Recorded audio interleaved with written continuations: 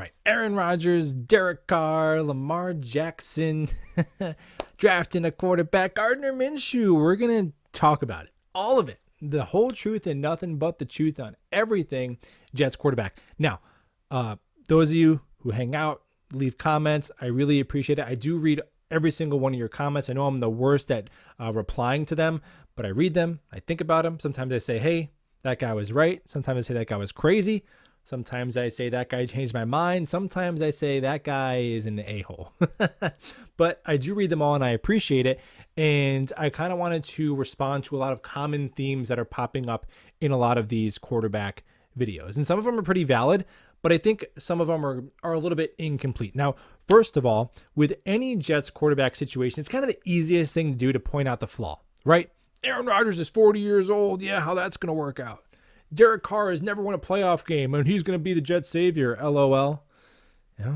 Lamar Jackson, oh, you're going to pay for an injury-prone quarterback. The Jets would do that. $250 million. Jimmy G always hurt. Draft a quarterback. We can never do that again. We can't develop a quarterback. Our fan base will never let a quarterback be good. And it's like, part of me almost feels like a lot of us, we get used to just wanting to put our money, right? Throw our chips on negative. And then if something comes up south, we can say, see, I told you so. But that's kind of easy. God, give me some solutions, man. You want to tell me Derek Carr is mid and you want a Super Bowl? You want to get Aaron Rodgers? Let's roll. You want to tell me Aaron Rodgers is too old? You want Derek Carr because he can be here for 5 years? Let's do that. You want to tell me that you want to get Lamar Jackson because he's got the ceiling and the youth and you're going to risk the injuries? I'm cool with that as well, man. You're a Gardner Minshew truther? Make your case. You're going to tell me Anthony Richardson at pick 13 would change the Jets' life. He's our slam dunk. Got to have him franchise quarterback for 10 years. Let's do that. But give me solutions, man. I see a lot of, Derek Carr, blah, blah, blah. But I'd say 90% of us never provide an alternative. So what's the alternative? Tell me now, who should the Jets quarterback be in 2023? Put it down below. All right. Want to run it back with Zach Wilson? Okay. With better coaching? When Mike White tape his ribs together? Okay. Give me something. But here's the way I see it. Number one, I think the safest and most likely option is Derek Carr. Am I running out to get a Derek Carr jersey as fast as a Lamar Jackson jersey? No. But I think there's the cost to acquire him. There's the costs to pay him. There's the durability. And there's the youth, right? There's a higher floor and a lower ceiling with Derek Carr, right? So it's the safe option. Feels like the responsible thing to do. And I think one of the biggest complaints levied about Derek Carr is, we're never going to win a Super Bowl with Derek Carr. And it's like, well, okay, maybe not. You got to make the playoffs first. I understand you watch Josh Allen and you watch Patrick Mahomes and Joe Burrow and you look at Derek Carr and you say, it's not going to cut it. And don't get it twisted. I'm not telling you that Derek Carr is in the class with Mahomes and Burrow. You know how you get those guys? You draft them. They never become free agents, okay? We're on plan B and plan C. But I'm also looking just for starters within our division. And I'm looking at the Buffalo Bills, and although they are a damn good team, and they have a lot of pieces that we don't have, safety linebacker, I think we got some stuff they don't have. Do they have an offensive lineman as good as ABT? Breece Hall is better than James Cook? Can Garrett Wilson do what Stephon Diggs does with a better quarterback? Our corners are way better. So I don't know. I think we could make the Buffalo Bills and Miami Dolphins a little uncomfortable within our own division. And then once you get there, who knows? Who knows? The Jaguars were one Christian Kirk drop away from beating the Chiefs or an injury. Mahomes can't come back. They win that game, right? You had Skylar Thompson and Tyler Huntley in the playoffs. You run into one of them. The Jets, when we went to those AFC championship games, we weren't favorites. No, if we signed Derek Carr, we're not Super Bowl favorites. We came within just one strip sack of Mark Sanchez against Pittsburgh, and you can't convince me we don't win the Super Bowl that year. Well, Mark Sanchez. I love Mark. He wasn't as good as Derek Carr. So, and we have these quarterbacks, we have our guys, right? We back our guys, and it's admirable, right? Sam Darnold, dude, if I would have had a channel during the Sam Darnold years, I would have no credibility because I was a Sam Darnold truther for far too long. It's part of why I kind of hopped off Zach too soon. Like I'm kind of scorned, right? I clung on to Sam for so long and I felt like an idiot. So part of me was like, with the writings on the wall, I'm not doing this again. Let's just move on. And maybe that's not fair to Zach, but whatever. So we have our guys, right? We say, Sam, he could have been better if we did this or that. Oh, if they would have been drafted by this team, maybe we're right. Maybe we'll never know. But the idea that we can say that, we have that mindset about, let's be honest, like some Jamarcus Russell, like Josh Rosen level stats for many of Sam Darnold and Zach Wilson's games. And we're telling ourselves that if we have better planning and better structure and support, would have taken those guys and elevated them to no doubt rock solid franchise QBs who could compete with Mahomes, Allen, and Burrow. So that's the leap that better support system could give those guys. Okay, make your case for that. But then to say that and then come around and look at Derek Carr, a guy who has played for the Jets of the West for a decade, right? And we can't apply the same logic to him. When it comes to Derek Carr, he's the Raiders' biggest problem. He's the reason they haven't won a playoff game, even though he can throw for 4,000 yards with his left hand. So our better support system can take Jamarcus Russell to Joe Burrow, but it can't take a guy who's been a 3-time Pro Bowler and threw for 4,800 yards and 68% completions a year ago. We can't turn him into a winner. Well, then we suck, man. Then we suck. You know? That's the way I see it with Derek Carr. Like, you could have a fixed mindset and say he is what he is, even though he's older.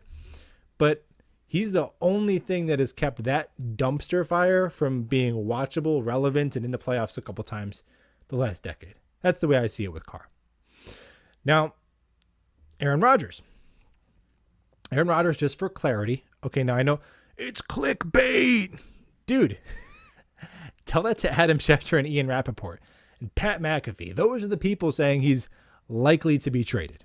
All right, now we have to understand the cap number too, because I get this thrown out at me all the time. $60 million. No, that's not his cap number. Now, most likely the Green Bay Packers would restructure the deal before they traded him. They almost have to. If they traded him right now, it would be a $98 million dead cap hit for Green Bay. They cannot do that. There's no way. I don't know how you write a contract to where that's even possible. But according to overthecap.com, you can literally click his contract and you can click restructure. And when you click restructure, it shows his cap hit for the next 3 years would be $31 million in 2023, $29 million in 2024, and $42 million in 2025. So 42 is tough to bite if he's still here at 42 years old, but the cap goes up each year. So none of those are even 20% of the cap. I mean, $30 million a year over the next 2 years of Aaron Rodgers, and Peter King saying they want multiple first-round picks. Okay, to me that feels a little steep. I would probably swing, if I could get Aaron Rodgers for $30 million over the next 2 years, I would be comfortable doing like a second rounder in 2023 and a first rounder in 2024. I really want to keep pick 13 and take a tackle. I really want to.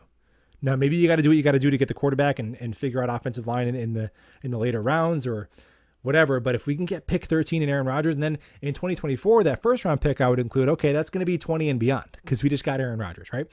So I would be more than comfortable doing that. And Aaron Rodgers, a shockingly negative response to a video I did, just floating the idea about Aaron Rodgers. And I think there's some criticism that's valid, and there's some of it that I just think is kind of made up. So what's made up? Number one, I think, just like Brett Favre 2.0, how'd that work out? They're two separate scenarios. They both played, they're eerily similar. I will grant you that. Both played for Green Bay, both kind of drama, going to retire, not going to play.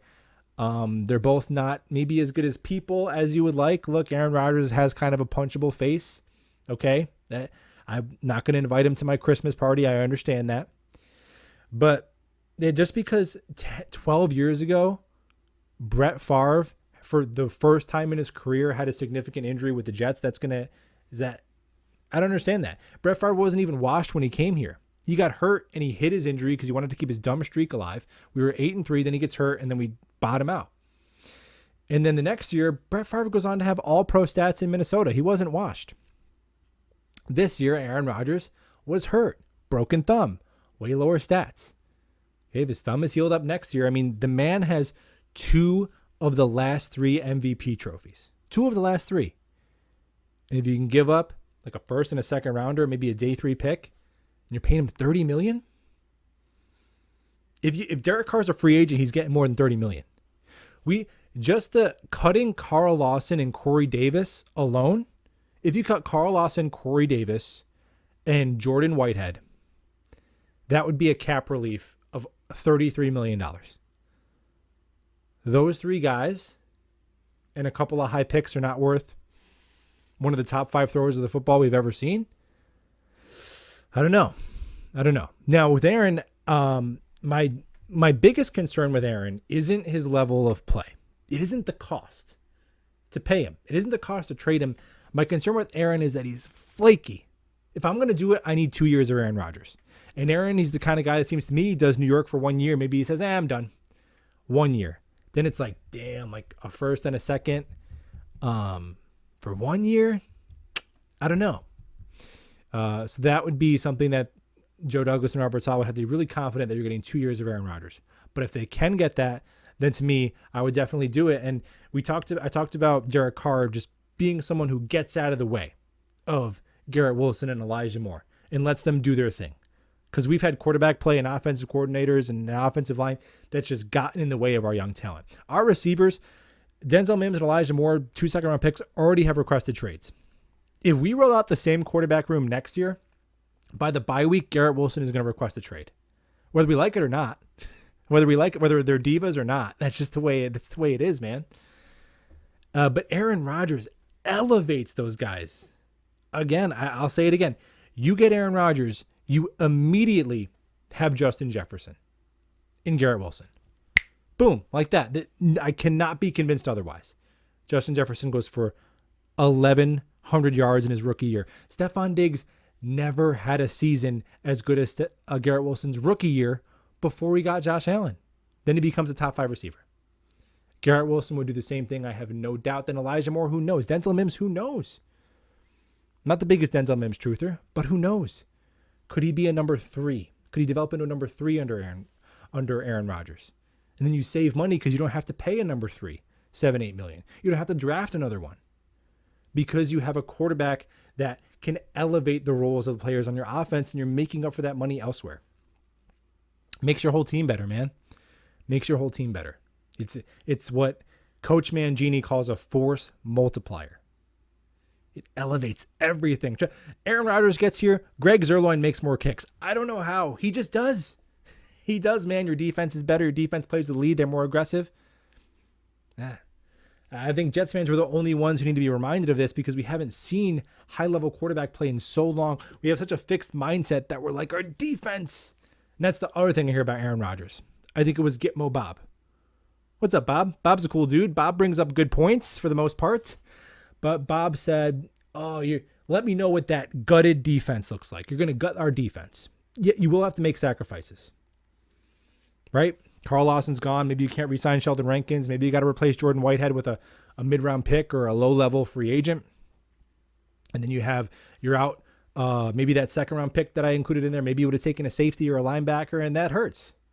That hurts. Maybe the defense gets slightly worse, right? Maybe you go from the 4th best defense to the 9th best defense.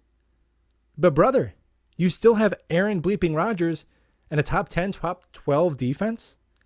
Look at Aaron Rodgers' record over the last 3 years with a okay defense.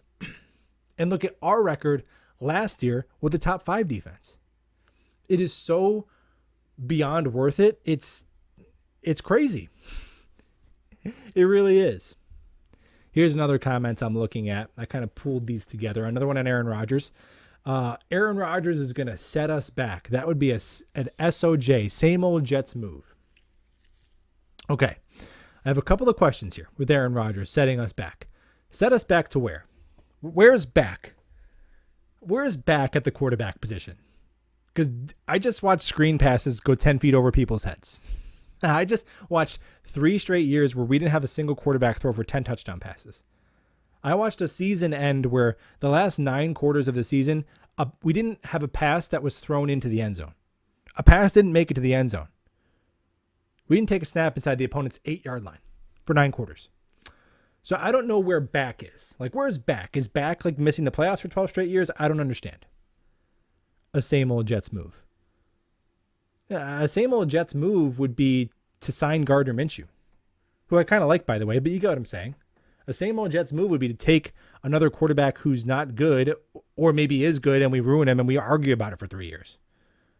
That's a same old Jets move. Since when is a same old Jets move getting a top 5 quarterback maybe ever? When have we done that? When have we gotten a top 5 quarterback ever? I can't remember that in my Jets fandom. That's the same old Jets move. That's new to me. That's new to me, man. On Aaron Rodgers. All right, let's talk about Lamar. So 3 people said one version of the same comment on this video on Lamar. I'm pulling this one from a while back. Calling him a running back. Ladies and gentlemen, Lamar Jackson led the NFL in touchdown passes in his first year as a full-time starter. With me, Lamar, and all this comments on his skill set, he can't throw the balls to wide receivers. He threw 33 touchdown passes. I don't care who they go to. I don't care.